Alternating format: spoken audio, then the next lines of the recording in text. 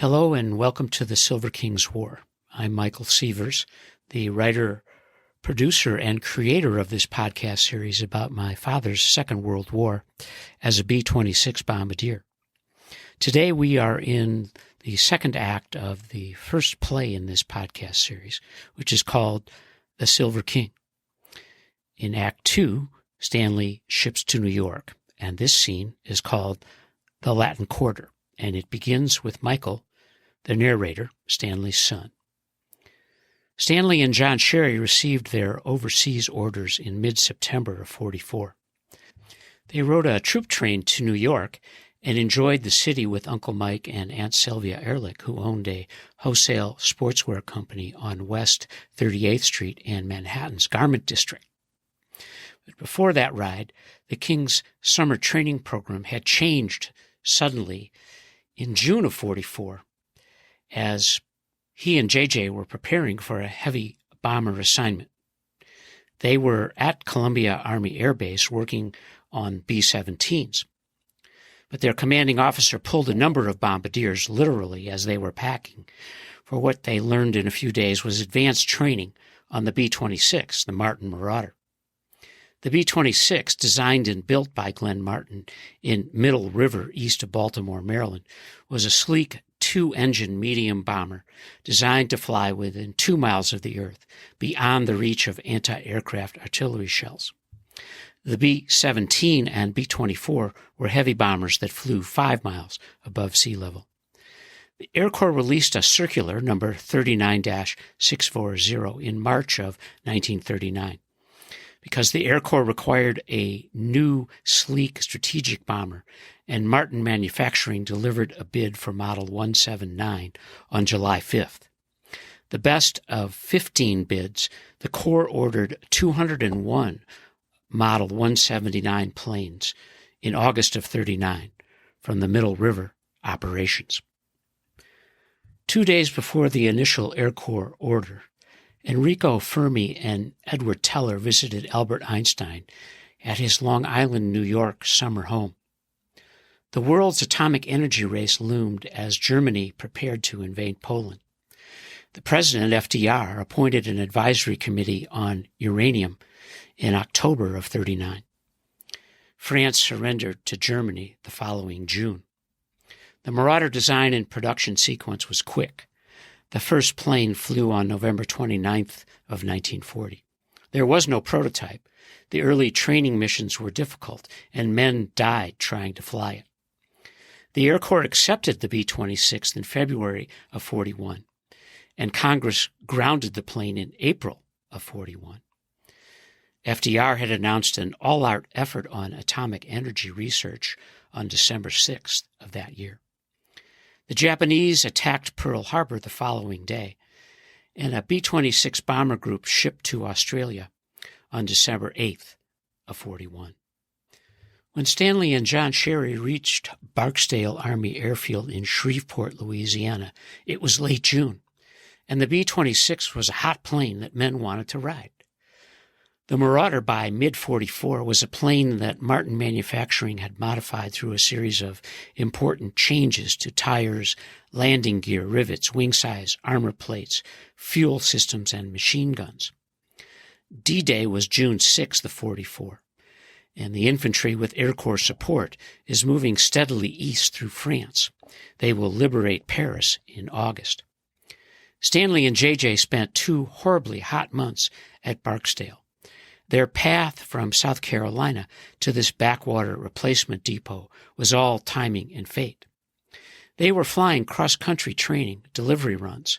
A May flight to Omaha included a flap problem and diversion to St. Louis, and this meant nights at the Hotel Mayfair and club scenes with Mom Phillips. This amazing and wonderful monotony break, which the King described in a long letter, ironically meant that Stanley's bombardier class shipped to New York without him. He lacked the required mission time. Then the Air Corps commanders wrote orders that only celestial navigation units will fly the B-25, and on June 2nd, the King was taken off shipment and his crew. His June 12th orders are for Barksdale and the B-26. This will be the best job of their lives and meant their chance of surviving the war improved dramatically. This is General Dwight David Eisenhower, who was the Supreme Allied Commander in the European theater. I, as the Supreme Allied Commander of the Expeditionary Forces, had selected the B-26 to be the Pathfinder planes for the invasion.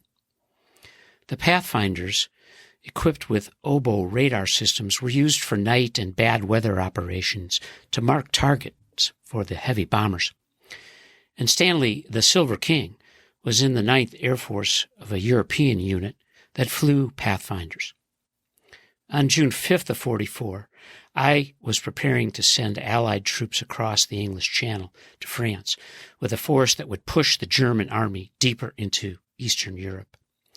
5,000 ships waited to transport over 150,000 soldiers to France before daybreak the following morning. The fighting to take Normandy was brutal, epic, and changed the war. The men assaulted beaches filled with tangled barbed wire, minefields and booby traps, and defended by German soldiers in concrete bunkers. The afternoon of June 5th, as the Allied soldiers' faces darkened with soot and cocoa, waited to board their ships, I visited them to offer quiet words and prayers. I was sending our nation's sons, brothers, husbands, and fathers into harm's dark void. 10,000 American soldiers died during the first waves of Operation Overlord. I had written a first letter describing the operation's success on the road to a World War II victory. But after meeting the Allied invasion forces, I wrote a second letter, accepting blame for a failed mission. I wrote, "Our landings in the Cherbourg-Havre area have failed to gain a satisfactory foothold, and I have withdrawn the troops. My decision to attack at this time and place was based upon the best information available. The troops, the air, and the Navy did all that bravery and devotion to duty could do. If any blame or fault attaches to the attempt, it is mine alone." The Allied Operation Overlord was a success and launched the final assault in which Western democracy, led by courageous men and women, would destroy European fascism. And I, a humble son of Kansas and West Point, was described as a conquering hero by the spring of 1945 and was welcomed home to New York City's Canyon of Heroes as the man who had led the Allies to victory in Europe and won World War II. 7 years later, in 1952, after both the Democrats and Republicans asked me to be their candidate, I would win the first of 2 consecutive conservative terms as the 34th President of the United States.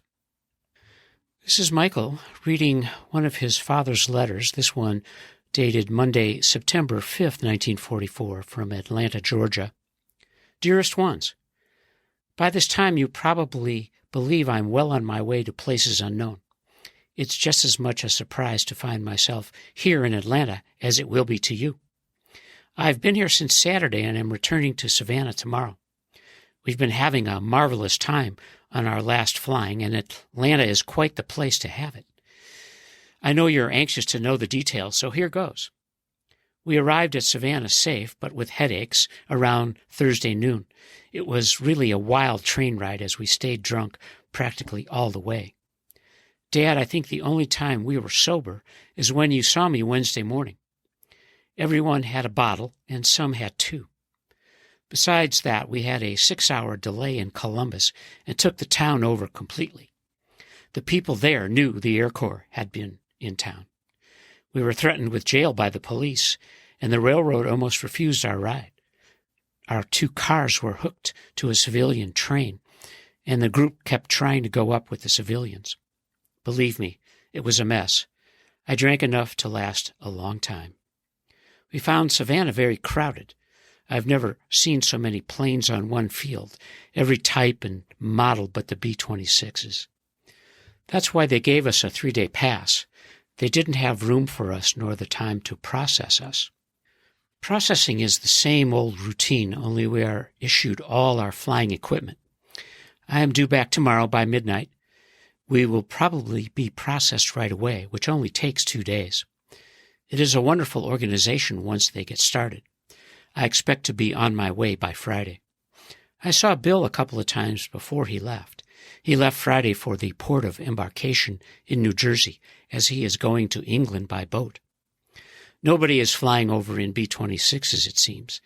That means there are enough planes already over there, and there is no need for any more. So, it looks like I'll be taking a boat ride after all. And remember, mum's the word. Dad, it was swell saying goodbye to you. I'm sorry I didn't get to see you, Mother.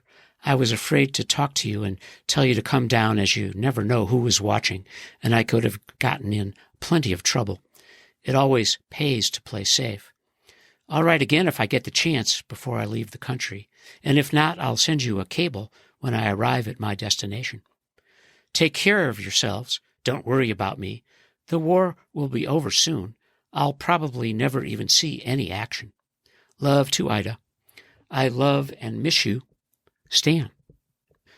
This is Michael, before the lights go up, admiring his father's love of the party life. Stanley, John Sherry, Mike, and Sylvia Ehrlich are sitting at a four-top table in the Latin Quarter nightclub. The club opened at 47th and Broadway in 1942, and Sylvia, Stanley's favorite, was the youngest sister on his mother Sarah's side. There is plenty of great music, and the club is lively. The King and JJ have been on the town every night, almost. Stanley was on pass, and he arrived late one night and was restricted to post for punishment. But this was the Silver King, now 21, enjoying a big city taste before his war became real. The Latin Quarter is alive with music, dancers, cocktails, clothes, and women. A world away for moments from the chaos to come. The lights go up on scene 5, and this is Aunt Sylvia Ehrlich. Stanley, it's wonderful to have you in the city. Your friend, Second Lieutenant Sherry, is quite a guy. How did you meet? And the King, we rode the train to Nashville in January 43. The seat next to him was empty. I sat. We shared a smoke in our dreams. J.J. Sherry. Ironic that we both washed out of pilot school and met again in Carlsbad for bombardier training. The alphabet connected us, and soon it will be our war. Uncle Mike. What can you tell us about your B-26 assignment? We've read about the plane, its history and improvements. And the King. I apologize, Uncle Mike, but we can't say much about our work. We trained on bigger bombers in South Carolina and got shipped to Shreveport for the B-26. I'm sure Mother told you about her call to my commanding officer. And this is Aunt Sylvia, looking almost shocked. Oh, Stanley, no. I'm so sorry. Sarah Bell is really something. She's the commanding officer of the Lipschitz family army. Why did she call your commanding officer? And J.J. Sherry, bemused. Yes, King. Tell us why your mother called the CO. There we were, poolside. It's hot as hell. And the desk officer dashes up. Hey, Silverfield, your mother's on the phone. Your face turned pale in the bright sun. And the King, almost ashamed. That was brutal. I'm an Air Corps officer, and my mother calls Shreveport. There was nowhere to hide, so I sprinted to the shade, composed myself, and caught hell from Birmingham. Aunt Sylvia, looking at the King. And what did she say, Stanley? And the King, responding, oh, she was mad. Made it clear that I must keep her current. She didn't care about my circumstances. I tried to explain the situation, but she was having none of it. And Aunt Sylvia, your mother has a legendary temper. I feel sorry for your commanding officer. I'm sure he caught hell too. And the King, he did. Then I did. 3 times.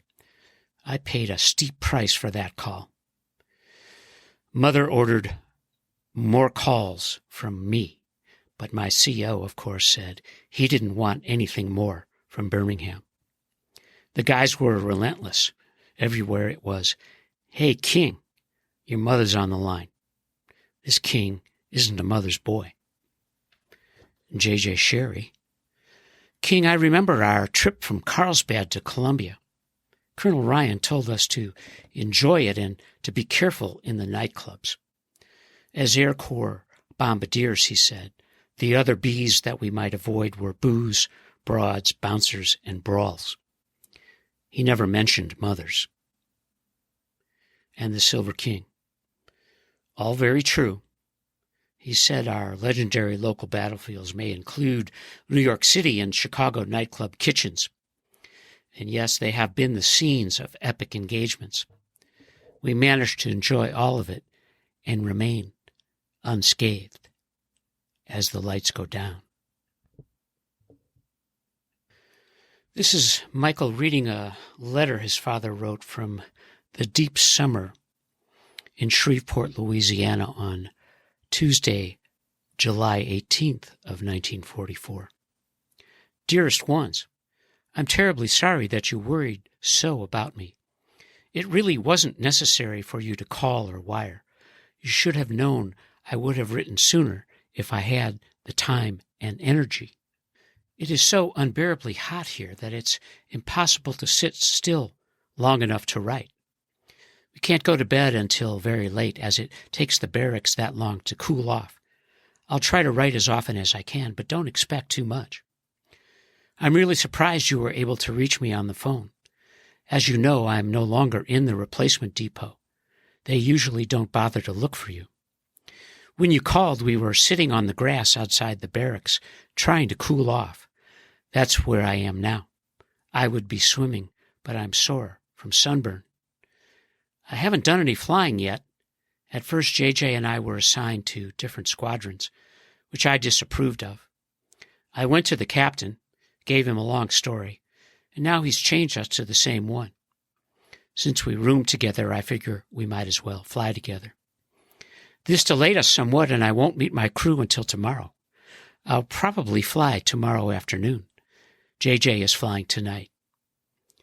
Also, tomorrow we have a proficiency exam in navigation. If I pass it, I won't have to go to ground school. Right now, I feel as though I've forgotten everything. No more news for now. I hope you're well and you won't forget the $20. Love to Ida. I love and miss you, Stan." This is the end of Scene 5 in The Silver King, and you are listening to The Silver King's War.